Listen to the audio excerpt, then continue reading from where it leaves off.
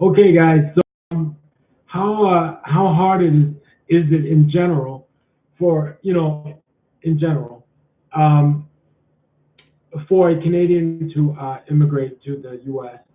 And strangely enough, it is harder than you would expect because Canada, like Britain, what else? Like Britain, China is one of the lesser preferred countries for America because there are so many Canadians, so many Chinese, so many British people in America. So, yeah, you thought, everybody was under the impression that the more Canadians, the more preferred the country would be. When actually, the more they are, the less preferred they are because, they're trying to go for diversity. So, think of any country that's small, and you would have a better chance of immigrating to the U.S.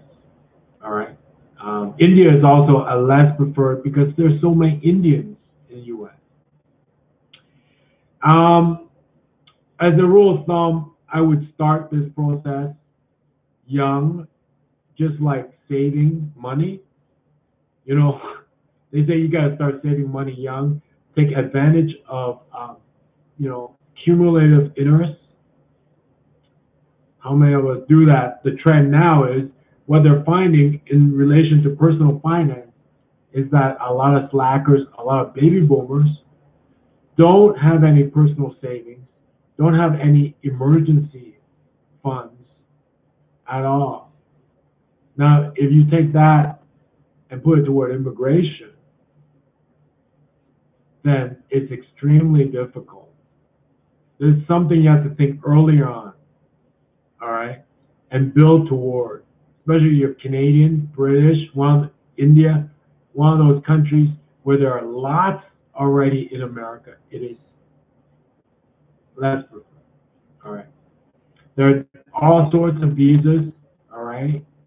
There's that lottery visa, which makes Canada the lesser preferred, right? They want more exotic countries, for lack of a better word.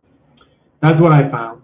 And then there are like, if you get hired by a multinational, and they might transfer you to a American office location, that's one way to do it if you're in Canada. Another way is to be a top executive, and basically that's what H1B is, a top executive for a company or top position, for a company is H1B. So basically, they're hiring presidents of companies, maybe vice presidents, that kind of stuff. Very senior level. There's the EB. EB is based on sort of your qualifications, your training and stuff.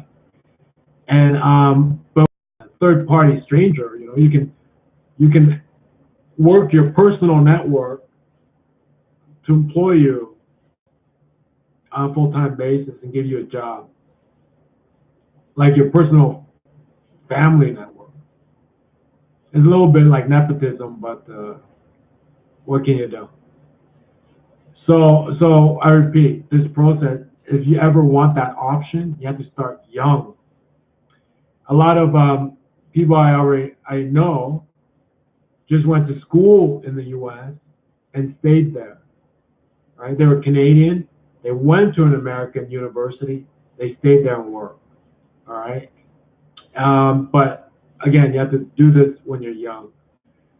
And if the trend in personal finance is any indication, a lot of people, when they're 50 years old, they have no savings, they have no emergency fund. Likewise, if you're thinking of immigrating U.S. as a professional for permanent, permanent residence, it's extremely hard if you do not have the foundation in your career, your education, stuff like that. That is what I found. And so, you know, I have this idea. I call it Project Seed. So I've one of the first steps, one of the first real steps, is to email the U.S. consulate in Toronto and ask them if you know, if my idea fulfills their definitions for their visa requirement. And then from then, second step, reach out to my personal network, find a full-time permanent job, and then apply for the visa by filling out the forms. After everything is, you know, confirmed, and then go there. So Project Seed has begun. See you guys later.